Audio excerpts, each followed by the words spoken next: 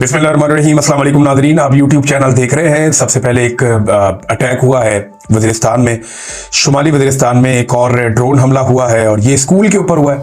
अब इसकी जो तफसीलात हैं वो आ जाएगी। कुछ लोग ज़ख्मी हुए हैं, इनमें 1122 के लोग भी वहाँ करीब मौजूद थे, वो भी ज़ख्मी हुए जो इतलात आ रही हैं। और उसके अलावा कुछ जो अमला है स्कूल का वो भी ज़ख्मी हुआ है। जब मुकम्मल तफसीलात आएंगी हम आपके साथ शेयर करेंगे। जबकि वज़ीर आला खैबर पख्तूनख्वा सुहेल अफरीदी ने एक मरतबा फिर ये बात की है कि सूबाई हुकूमत किसी भी मिलिट्री ऑपरेशन की इजाज़त नहीं देगी।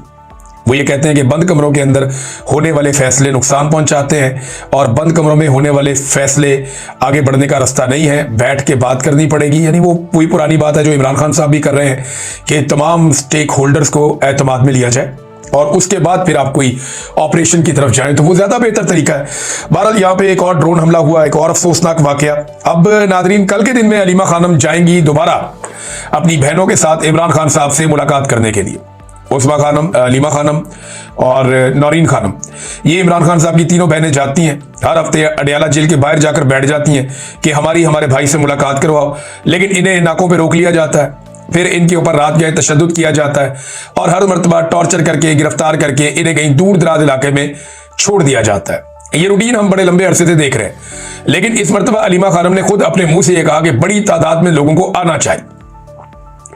उन्होंने कहा कि 10,000 लोग वहां पे पहुंचे तो सूरत-ए-हाल कुछ और होगी। अब पाकिस्तान तहरीक इंसाफ ने, जो पंजाब में उनकी तंजीम है या ओहदेदारान है, उन्होंने अनाउंसमेंट्स करना शुरू कर दिए और अपने ओहदेदारान को और कारकुनों को अडियाला के बाहर पहुंचने की हदायत जारी कर दी।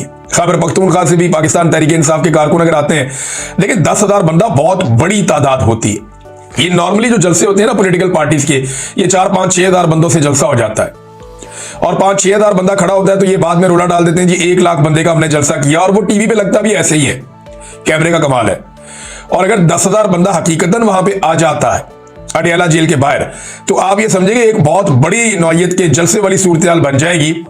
और फिर हुकूमत के लिए इतने लोग अगर वहां पे टिक जाएं, यानी रात गए तक अगर 1,000 बंदा भी हो, तो फिर हुकूमत टॉर्चर नहीं कर सकती, उनके ऊपर तशद्दुद नहीं कर सकती, वाटर कैनन का इस्तेमाल नहीं कर सकती।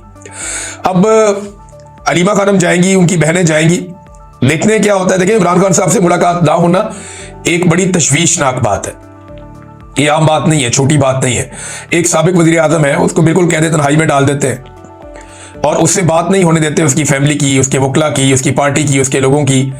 तो जब बातचीत नहीं होती तो उसके नतीजे में एक बेचैनी पैदा होती है और इसी से पाकिस्तान में पॉलिटिकल अदम इस्तेहकाम, यानी जो सियासी अदम इस्तेहकाम है, वो इसी से जन्म लेता है। अगर आप चीज़ों को नॉर्मल रखेंगे तो सियासी इस्तेहकाम आएगा। अगर आप चीज़ों को एबनॉर्मल तरीके से करेंगे, गैर कानूनी तरीके से करेंगे और आप हुकूक को छीनेंगे, तो फिर इस्तेहकाम नहीं आएगा। और यही पाकिस्तान के अंदर इस वक्त हो रहा है। अवामी तहरीक के अलावा कोई और रास्ता पाकिस्तानियों के पास बज़ाहिर बाकी नहीं है और फौज जो है वो सियासत में किरदार अदा करने से बाज नहीं आ रही। अभी ये पता चला है कि DGISPR फिर से एक प्रेस कॉन्फ्रेंस करने जा रहे हैं, बड़ी धांसू किस्म की।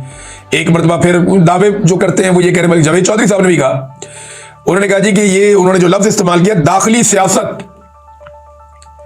यानी DGISPR पाकिस्तान की दाखिली सियासत पर भी बातचीत करेंगे। इन्हें कोई चीज मिल जाती है ना तो खप डाल देते हैं और उसके बाद ये आकर बैठ जाते हैं और बैठकर प्रेस कॉन्फ्रेंस कर देते हैं। तो अब ये आकर बैठेंगे, बैठ के प्रेस कॉन्फ्रेंस करेंगे और अवाम उस प्रेस कॉन्फ्रेंस का अगले 2-3 घंटे के अंदर पोस्टमार्टम कर देगी। यही अब तक होता है, यही आगे भी होगा और इसी से ये तवज्जो हटाते हैं। यानी एक अच्छा तरीका DGISPR ने ये पकड़ा हुआ है कि एक प्रेस कॉन्फ्रेंस करते हैं, सारी तनकीद का रुख अपनी तरफ मोड़ते हैं और असल जो इश्यूज है उनसे तवज्जो हट जाती। लेकिन अब पाकिस्तान में जो असल इश्यूज है वो क्या है? इमरान खान को गैर कानूनी तौर पे साबिक वज़ीर आज़म को अंदर डाला हुआ है और उसकी वजह से एक सियासी अदम इस्तेहकाम है और पाकिस्तान चल नहीं रहा इनसे। पाकिस्तान चलाने के लिए ये महंगाई करते जा रहे हैं, लोगों पर टैक्सेस लगाते जा रहे हैं, फिर भी पाकिस्तान इनसे नहीं चल रहा। इन्होंने टैक्सेस दुगने कर दिए, बिजली की कीमतें दुगनी कर दी, पेट्रोल की कीमतें दुगनी कर दी, हर चीज में ज्यादा मुनाफा कमाने के बावजूद ये मुल्क को नहीं चला पा रहे। मुल्क इनसे चल नहीं रहा, गुर्बत की लकीर से नीचे आधा पाकिस्तान चला गया, ये मुल्क को चला ही नहीं पा रहे, मुल्क एक कदम आगे नहीं बढ़ रहा। और अब इन चीजों से तवज्जो हटाने के लिए, और जो इंटरनेशनली ये लोग अजीबोगरीब काम कर रहे हैं और करने जा रहे हैं, यानी इंडिया ने पाकिस्तान का पानी रोका हुआ है, इस पर कोई बात ना कर ले, पाकिस्तान की मीडिया को मना किया हुआ है, इस पे बात नहीं करनी कि इंडिया ने सिंध ताज मुआहदा तोड़ दिया, वो डाटा शेयरिंग नहीं कर रहा, वो हमारा पानी लगातार रोक रहा है, इस पे कोई बात नहीं कर रहा। पाकिस्तानी फौज गजा जाएगी, क्यों जाएगी, किस मकसद के लिए जाएगी, और वहां जाके फलस्तीनियों को या हमास को गैर मुसल्लह करेगी या नहीं करेगी, इसके ऊपर कोई बात नहीं कर रहा। अभी मिडिल ईस्ट के अंदर जो मुख्तलिफ ममालिक के बीच में एक टेंशन वाली सूरत हाल पैदा हुई यमन को लेकर, उसके ऊपर भी मीडिया को अलाउ नहीं किया जा रहा कि मीडिया उसके ऊपर बात करे। और जो वेनेजुएला में हुआ उसके ऊपर पाकिस्तानी हुकूमत को एक सख्त रद्देमल देना चाहिए था, जो माइक पोम्पियो ने स्टेटमेंट दिया उसके बाद, उस पर भी कोई बात नहीं कर रहा।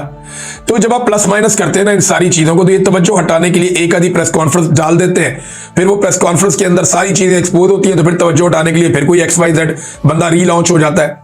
जैसा कि प्रेस कॉन्फ्रेंस के बाद जब उसका पोस्टमार्टम होता है तो फैसल वाडा आ जाते हैं, ताहिर अशरफी आ जाते हैं, ओन चौधरी आ जाते हैं, इस किस्म के कैरेक्टर्स मार्केट में आ जाते हैं, और बहुत ही काम खराब हो जाए तो पाकिस्तान तहरीक इंसाफ को छोड़ने वाले इमरान इस्माइल साहब वगैरह उनको भी ले आते हैं कि आ जाओ भाई रेस्क्यू करो अब आके।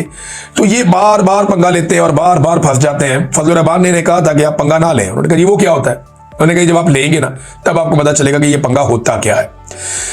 नादरीन, एस्टेब्लिशमेंट जो है ना वो बयानिए के ऊपर बड़ी हसास हो चुकी है। यानी हसास तो वो होना जिसको पता हो कि अब उसके पास कोई इज्जत बाकी है। एस्टेब्लिशमेंट ने अपने कपड़े उतार दिए, चौक में खान साहब ने रख के सबको बेनकाब कर दिया है। तो अब इस एस्टेब्लिशमेंट को इस बात की फिक्र करने की क्या जरूरत है कि लोग उनके बारे में क्या सोचते हैं। यानी थोड़ा अरसा पहले राणा सनाउल्लाह साहब ने एक बयान दिया था, और यह सच्चा बयान है, मैं इसका खुद भी गवाह हूं। राणा साहब ने कहा कि मुझ पर मुकदमा जनरल बाजवा की हदायत पर DG ANF ने बनवाया था। ये एंटी नार्कोटिक फोर्स का जो DG था वो फौजी होता है, उसने मेरे ऊपर मुकदमा बनाया था और जनरल बाजवा की हदायत पर बनाया था। ये जनाब बड़ा क्लियर स्टेटमेंट दिया राणा सनाउल्लाह ने। बल्कि राणा सनाउल्लाह ने यह भी कहा था कि ये शिकवा भी मैंने जनरल बाजवा से किया था। अच्छा, मैं क्योंकि इस सारे मामले में राणा सनाउल्लाह के साथ खड़ा हुआ था कि यार ये ज्यादती है, ये ना करो, तो राणा सनाउल्लाह मेरा शुक्रिया अदा करने आए थे जेल से निकलने के बाद। तो मैंने उन्हें उस वक्त भी बताया था कि राणा साहब आपके मामले में हुकूमत का मसला नहीं है, मसला एस्टेब्लिशमेंट का है। और मैंने उनको यह भी बताया था कि हम मीडिया वालों के ऊपर दबाव हुकूमत ने नहीं डाला जब हमने आपका साथ दिया या आपके बारे में पॉजिटिव रिपोर्टिंग की।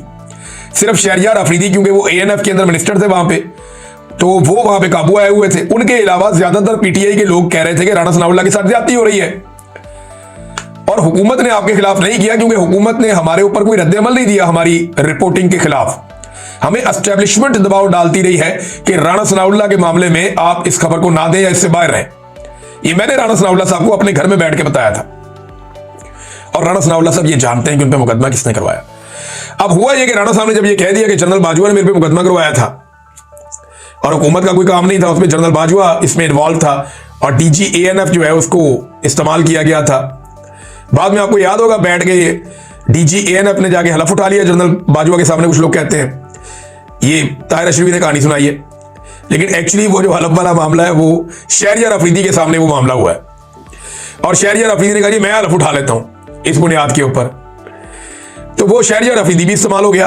अच्छा, अब आप यहां पे आए कि थोड़े अर्सा पहले इसमें, अब जब ये राणा सनाउल्लाह ने स्टेटमेंट दिया था, पहले ताहिर अशरफी साहब को मैदान में लाया गया। ताहिर अशरफी ने कहा कि जनाब मैं बैठा जनरल बाजवा के साथ, और मैंने उससे कहा, फैज हमीद भी बैठा था, जनरल बाजवा भी बैठा था, मैंने उससे कहा कि जनाब ये आप क्यों कर रहे हैं, ये आपने राणा सनाउल्लाह को क्यों पकड़ा और ये झूठा मुकदमा है। तो जनरल बाजवा ने कहा कि मेरे जर्नैल ने कसम खाई है, हलफ लिया है, हल्फन कहता है कि जनाब ये मुकदमा ठीक है। तो फिर ताहिर अशरफी को मशवरा भी उन्होंने दे दिया कि इमरान खान से जाके आप बात कर लें। भाई जब आपके जर्नैल ने आपके सामने हलफ लिया है जनरल बाजवा, तो बात आप करें ना, इमरान खान के बाद किधर भेज रहे हैं ताहिर अशरफी को। तो ताहिर अशरफी इमरान खान से जाके मिला, और वहां पे ताहिर अशरफी ने गोल गोल करके इंटरव्यू में स्टेटमेंट दिया, जनाब फिर आप समझते हैं वो बुशरा बीबी पे भी तनकीद करते थे राणा सनाउल्लाह साहब, तो ये गोल मोल कर रहा है। मैं आपको बताता हूं कि इमरान खान और ताहिर अशरफी के बीच में क्या बात हुई होगी, क्योंकि मैं इमरान खान को भी जानता हूं और ताहिर अशरफी को भी जानता हूं, दोनों को बहुत अच्छी तरह जानता हूं। ताहिर अशरफी साहब लाजमन इमरान खान के पास गए होंगे और हो सकता है ये बात की हो राणा सनाउल्लाह की, लेकिन इतनी जरूरत नहीं है कि इतनी खुल के बात करें, एक आधा जुमला बस।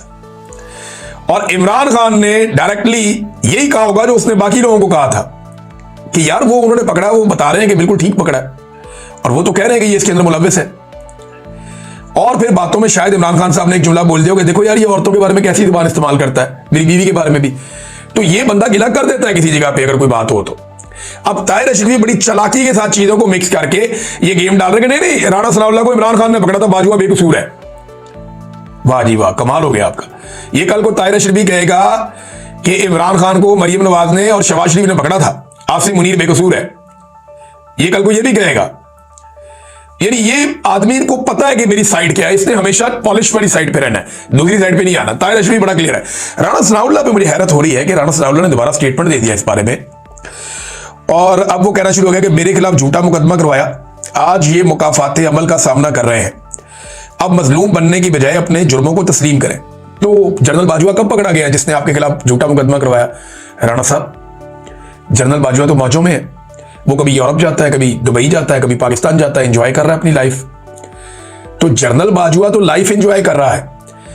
आपने गवाहियां दी, आपकी पूरी पार्टी ने गवाहियां दी, ख्वाजा आसिफ ने गवाहियां दी, हर बंदे ने कहा कि इससे बड़ा फ्रॉडिया कोई नहीं था, साबिक आर्मी चीफ जनरल बाजवा, और उसके खिलाफ एक्शन भी कोई नहीं हुआ। ये कौन सा मुकाफाते अमल है?